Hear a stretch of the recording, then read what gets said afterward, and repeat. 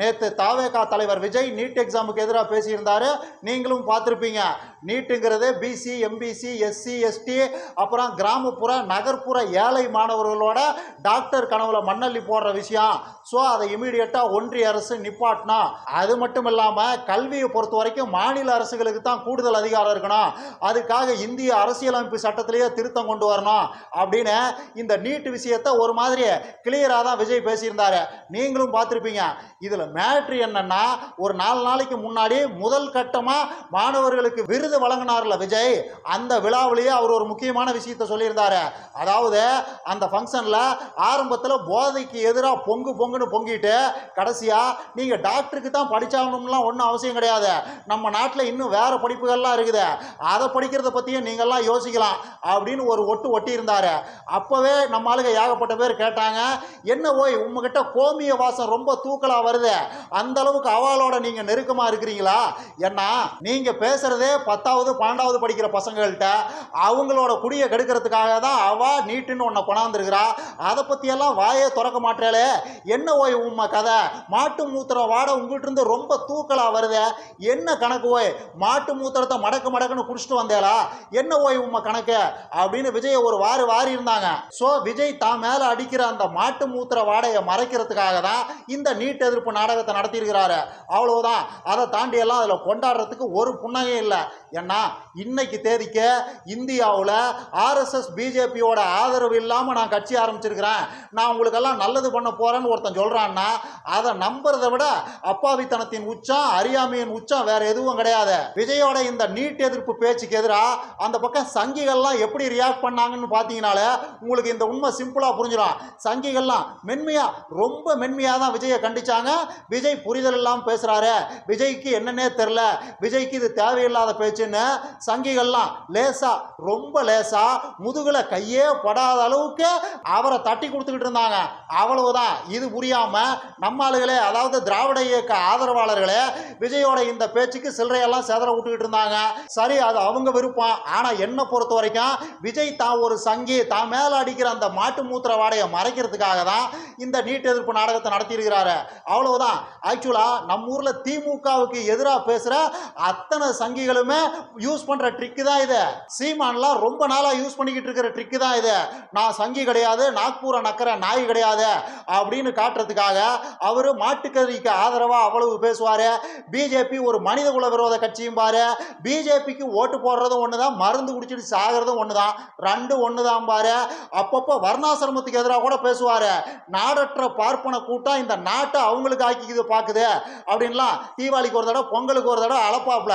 ஆனா கரெக்டா நேரம் வரும்போது சரியான நேரத்தில் திமுக தான் நம்மளோட பொது எதிரி, திராவிடத்தை ஒழிச்சாதான் இந்த மண்ணில் ஒரு நல்ல அரசியலை படைக்க முடியும் அப்படிங்கிற அந்த புள்ளியில பக்காவா வந்து நிற்பாரு. தற்கூரி தம்பிகளையும் அண்ணன் அந்த மாதிரி தான் டியூன் பண்ணி வச்சிருக்கிறாரு. இப்போ என்னோட வீடியோவுக்கு கீழே வர்ற கமெண்ட்டுகளையே நீங்க போய் படிச்சு பார்த்தீங்கன்னா அவனுங்கெல்லாம் என்ன மாதிரியான மனநிலையில் அந்த கமெண்ட்டை போட்டிருப்பானுங்கன்னா, அதே பிஜேபி அங்குள் ஒரு மாதிரி நல்லவர் தான், நாக்பூர் அங்குள் ஒரு மாதிரி நல்லவர் தான், இந்த திராவிடர்கள் தான் திருட்டு பசங்க, அவனுங்களை ஒழிக்கிறது தான் எங்களோட லட்சியம், உங்களை எல்லாம் ஒழிச்சு கட்டிட்டு தான்டா மறு வேலை பார்ப்போம், அதுக்காக தான்டா எங்கள் அண்ணன் அவதாரம் எடுத்து வந்திருக்கிறாரு அப்படிங்கிற மாதிரி தான் பேசியிருப்பானுங்க. அப்படிங்கிற மாதிரி தான் அந்த கமெண்ட்டுகள்லாம் இருக்கும். அடே ஆம குஞ்சுகளா, திராவிடத்தை ஒழிக்கிறதுனாவே நாக்பூரை நக்கிறதுன்னு தான்டா அர்த்தம், நாக்பூரை நக்கிறதுக்கு இன்னொரு பேர் தான் திராவிடத்தை ஒழிக்கிறது அப்படின்னு நாம எப்படி விலைக்கு சொன்னாலும் அந்த தற்கொலைகளோட மண்டையில ஏறுறதே கிடையாது. இதெல்லாம் அவனுங்களுக்கு புரிஞ்சிடாம பார்த்துக்கிற வேலையை சீமான் சிறப்பாக செஞ்சுக்கிட்டு இருக்கிறாரு. அந்த பக்கம் மாட்டுக்கறி சாப்பிடுங்கடா அப்படி நெஞ்ச நிமித்திக்கிட்டு தெரியுங்கடா, டெய்லி 1/2 கிலோ மாட்டுக்கறி சாப்பிட்டீங்கன்னா ஊர் உலகத்தையே அடிச்சு போட்டலாம்டா அப்படின்னு அழைப்பாரு. அதுவே அந்த பக்கம் போய் மாட்டை புனிதப்படுத்துற அத்தனை எச்ச வேலையும் செய்வாப்ல. நாக்பூர் சங்கிகளே மாட்டை அந்த அளவுக்கு புனிதப்படுத்த மாட்டாங்க, அவர் அந்த அளவுக்கு அதை புனிதப்படுத்துவாப்ல. நேத்து விக்கிரவாண்டி தேர்தல் பிரச்சாரத்தில் கூட சீமான் அதே பீத்த கதையை சொல்லியிருக்கிறாரு. ஒரு மாடு மட்டும் நம்மகிட்ட இருந்தா போதும், அவன் நம்மகிட்ட இருந்தான்னா, அதாவது மாடுங்கிறது அவன் நம்ம கூட இருந்தான்னா பஞ்சம் பசி பட்னி அத்தனையும் பறந்து போயிரும்டா. மாட்டை ரேஷன் கார்டில் சேர்த்ததை பார்த்துருக்கிறியா? எங்கள் ஊர் பக்கமெல்லாம் மாட்டோட பேரை ரேஷன் கார்டில் சேர்க்கறது எல்லாம் ஒரு வேலையாகவே செய்வோம். அந்த அளவுக்கு மாட்டுக்கு எங்களுக்கு ஒரு நெருக்கம் இருக்குது. உங்களுக்கெல்லாம் என்ன தெரியுது? டிராக்டரை நம்ம தலையில் கட்டுறதுக்காக லட்சக்கணக்கான மாடுகளை விலை கொடுத்து வாங்கி வெட்டி போட்ட கதையெல்லாம் உனக்கு ஏதாவது தெரியுமா? உங்களுக்கு ஏதாவது தெரியுமா? இதெல்லாம் உங்களுக்கு தெரியாமல் பார்த்துக்கிறது தான்டா இந்த திராவிடம். அதனால தான்டா திராவிடத்தை ஒழிச்சு கட்டணும் விடணும்னு நான் சொல்றது அப்படின்னு இந்த பீத்த கதையை நேத்து ஒரு தடவை சொல்லியிருந்தாரு. ஆக்சுவலா காலங்காலமா மாடு மேய்ச்சிக்கிட்டு இருந்த பரதேசி பசங்க தானே நீங்கெல்லாம், மாட்டுச்சாணி அள்ளிக்கிட்டு இருந்த முட்டா பசங்க தானே நீங்கெல்லாம். இப்ப என்ன உங்களுக்கு திடீர்னு படிப்பு வேண்டி கிடக்குது, மற்ற சொகுசு வேலையெல்லாம் வேண்டி கிடக்குது, மோடிக்கிட்டு போய் மாடு மேய்ங்கடா சாணி எல்லுங்கடா அப்படிங்கிறதா அண்ணன் சொல்றதோட அர்த்தம். இதைத்தான் RSS பிஜேபியும் இந்தியா முழுக்க வேற மாதிரி பேசிக்கிட்டு இருக்குது. மாட்டை கும்பிட்டுட்டு அங்கேயே காட்டிலேயே கிடங்கடா, உங்களுக்கு இங்கெல்லாம் என்னடா வேலை, படிக்கிற இடத்துல மற்ற இடத்துல எல்லாம் உங்களுக்கு என்னடா வேலை பரதேசி பசங்களா அப்படிங்கிறது தான் RSS கேட்கறது. இதெல்லாம் தனிக்கதை. சீமானோட இந்த ட்ரிக்கை தான் விஜய் யூஸ் பண்றாரு. இப்ப விஜய் நீட்டுக்கு எதிராக பேசிட்டாருல, அவ்வளவுதான். இனிமே விஜயை சங்கின்னு நாம பிராண்ட் பண்றது ரொம்ப கஷ்டமாயிரும். அவர் திமுகவுக்கு எதிராக பேசும்போதோ இல்ல திராவிட இயக்க கொள்கைகளுக்கு எதிராக பேசும்போதோ நாம அவரை சங்கின்னு சொன்னோம்னா உடனே தூக்கிட்டு வந்துருவானுங்க. எங்க அண்ணா அப்ப நீட்டை எடுத்து பேசினார்ல, அப்ப எங்க போனீங்க, அப்போ அவர் சங்கியா உங்களுக்கு தெரியலையா, என்னங்கடா இது பித்தலாட்டம் அப்படின்னு அதுக்கு முட்டு கொடுக்க வந்துருவானுங்க. அதனாலதான் திரும்பவும் சொல்றேன், திமுகவுக்கு எதிராக பேசுற செயல்படுற அத்தனை சங்கிகளும் தமிழ்நாட்டில் காலங்காலமா யூஸ் பண்ற அதே ட்ரிக்கை தான் விஜய் யூஸ் பண்ணியிருக்கிறாரு. ஆனா இது எல்லாத்த விட இதுல இருக்கிற இன்னொரு டேஞ்சரான விஷயம் என்னன்னா, சீமானை விட விஜய் படு டேஞ்சரான ஆளு. ஏன்னா சீமானுக்கு ஒரு விஷயத்தை சிஸ்டமேட்டிக்கா பண்றதுன்னா என்னன்னே தெரியாது. சீமானோட அரசியல்ங்கிறத ஒரு மாதிரி குத்து மதிப்பான ஒரு விஷயம் தான். அவரோட மேடை பேச்சுகள் ஆகட்டும், அவருடைய இன்னபிற பேச்சுகள் ஆகட்டும், எதுவா இருந்தாலும் அதெல்லாம் சும்மா ஒரு குத்து மதிப்பான ஒரு விஷயம் தான். தற்கூரி தம்பிகள்லாம் அவங்களா மெனக்கெட்டு மேடையை போட்டு வச்சிருப்பாங்க. அண்ணன் அங்க போய் அவர்கிட்ட இருக்கிற 15 பாயிண்ட்ல அப்போதைக்கு ஒரு 7-8 பாயிண்டை எடுத்து விட்டு வருவாரு, அவ்வளவுதான். அதை தாண்டி எல்லாம் சீமானுக்கு ஒரு சிஸ்டமேட்டிக்கா ஒண்ணு பண்றதுன்னா என்னன்னே தெரியாது. அண்ணன் 5 நிமிஷத்துக்கு முன்னாடி ஒண்ணு பேசுவாரு, அப்படியே 5 நிமிஷத்துக்கு அப்புறம் அதுக்கு துளியும் சம்பந்தம் இல்லாம பேசுவாரு. 5 நிமிஷத்துக்கு முன்னாடி தற்சார்பு பொருளாதாரம் பாரு, 5 நிமிஷம் கழிச்சு நான் பால்கோவா பன்னீர் எல்லாம் லட்சக்கணக்கான டன்கள் அமெரிக்காவுக்கு ஏற்றுமதி பண்ண போறேன் பாரு. ஏன்டா தற்சார்பு பொருளாதாரத்துல ஏற்றுமதி இறக்குமதி எல்லாம் எங்கிருந்துடா வந்தது அப்படின்னு சீமான ஹேண்டில் பண்றது நமக்கெல்லாம் ஒரு மாதிரி ஈஸி. ஏன்னா சீமானுக்கு ப்ராப்பரா ஒரு விஷயத்தை செய்யறதுனா என்னன்னே தெரியாது. ஆனா விஜய் அப்படி கிடையாது. பக்காவா பிளான் போட்டு நீட்டா சிஸ்டமேட்டிக்கா எல்லாத்தையும் பண்றாங்க. விஜய்க்கு மணி கணக்குல கோர்வையான வார்த்தையை போட்டு அழகா பேசவெல்லாம் தெரியாது. எதிர்த்தாப்புல இருக்கிற உட்கார்ந்து இருக்கிற மக்களை எல்லாம் தன் பேச்சின் மூலமா மணிக்கணக்கா கட்டி போடுற அந்த வல்லமையெல்லாம் விஜய்க்கு கிடையாது. அப்படிங்கிறதுல விஜயும் தெளிவா இருக்கிறாரு, விஜய்க்கு பின்னாடி இருந்து இயக்கிறவங்களும் தெளிவா இருக்கிறாங்க. அதனால 10 நிமிஷம் தான் பேசுறான், அதுல பளிச்சுன்னு ஒரு விஷயத்தை பேசுறான், அதை பெரிய அளவுக்கு பேச பொருளாக்குறான், அதை வச்சு அட்டென்ஷன் சீக்கிங் கிரியேட் பண்றான்.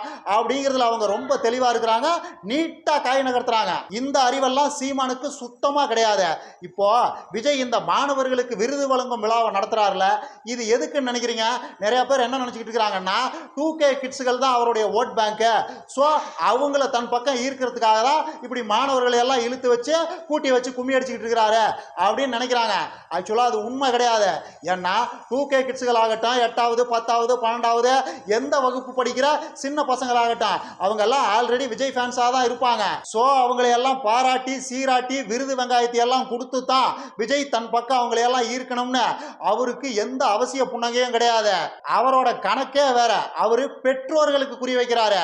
தமிழ்நாடு முழுக்க இருக்கிற பறந்து பட்டா படிக்கிற வயசுல இருக்கிறவங்களோட பெற்றோர்களுக்கு அவர் குறி வைக்கிறாரு. இதன் மூலமா அவர் மேல இருக்குதுல்ல கூத்தாடிங்கிற அந்த இமேஜ், அதை நீர்த்து போக செய்ய முயற்சி பண்றாரு. அதாவது விஜய் காசுக்கு நடிக்கிற ஒரு கூத்தாடி, அவரு காசு கொடுத்தா எதை வேணும்னாலும் ப்ரொமோட் பண்ணுவாரு, எப்படி வேணும்னாலும் நடிப்பாரு, தண்ணி போடுற மாதிரி சாராயத்தை ப்ரொமோட் பண்ணுவாரு, சிகரெட்டை ப்ரொமோட் பண்ணுவாரு, அடிதடியை ப்ரொமோட் பண்ணுவாரு, அத்தனையும் ப்ரொமோட் பண்ணுவாரு.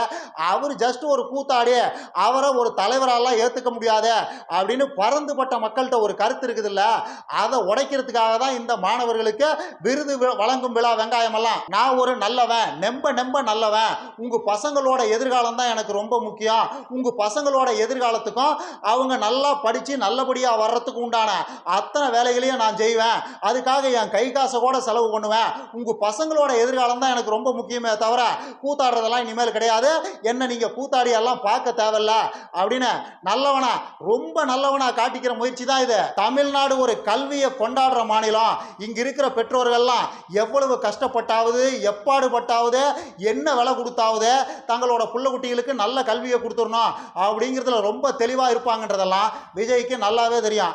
அதை அவரோட அரசியலுக்கு சாதகமாக பயன்படுத்திக்கிறாரு. அவ்வளவுதான். நம்ம ஊரில் எஜுகேஷனுக்கு எதிராக எவனுமே பேச மாட்டான். ஒருத்தனோட குடியை கெடுக்கணும்னு நினைக்கிறவங்க கூட அவங்ககிட்ட போய் நேரடியாக நீ படிக்காதப்பா, படித்து என்னத்தை சாதிக்க போற, வேற வேலையை போய் பாரு அப்படின்னு மறந்து போய் கூட சொல்ல மாட்டான். ஏன்னா சொன்னா அவனோட குட்டு வெளிப்பட்டுறான்.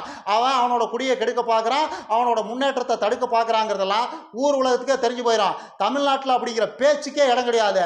இது விஜய்க்கு நல்லாவே தெரியும். ஸோ கல்வியின் மூலமாக பறந்துபட்ட பெற்றோர்களை அவருக்கு ஃபேவராக வளைக்க பார்க்குறாரு. அவ்வளவுதான். சீமானுக்கு இந்த கூரெல்லாம் சுத்தமாக கிடையாது. விஜய் ஒரு பக்கம் கல்வியை கொண்டாடிக்கிட்டு கல்வியை கொண்டாடுற தமிழ்நாட்டு மக்களுடைய மனநிலையை தனக்கு சாதகமாக பயன்படுத்திக்கிட்டு அந்த பக்கம் எந்த திராவிட இயக்கத்தால் தமிழ்நாட்டில் கல்வி புரட்சி நடந்ததோ, கத்தி இல்லாமல் ரத்தம் இல்லாமல் எந்த திராவிட இயக்கம் தமிழ்நாட்டில் ஒரு கல்வி புரட்சியவே நடத்தி காட்டுச்சோ அதுக்கு எதிராகவே பேசுவார். அதுதான் நடக்க போகுது. நீங்கள் வேணா வெயிட் பண்ணி பாருங்க. அதனால தான் மாட்டை விட நீட்டு ரொம்ப டேஞ்சருங்கிறது. அது மாடு, அதுக்கு ஒரு அறிவும் கிடையாது. அதை ஹேண்டில் பண்ணுறது ரொம்ப ஈஸி. ஆனால் இது ரொம்ப புத்திசாலித்தனமான நீட்டு. இதை ஹேண்டில் பண்ணுறது ரொம்ப கஷ்டம். ஒரு கார்ப்பரேட் செட்டப்போட குட்டையை குழப்பறதுக்காக வந்திருக்கிற விஜய ரொம்ப கவனமாக தான் நாம் எதிர்கொள்ளணும். இன்னும் நிறைய பேசலாம். லைக் பண்ணுங்க, ஷேர் பண்ணுங்க, கமெண்ட் பண்ணுங்க, மறக்காம சப்ஸ்கிரைப் பண்ணிருங்க.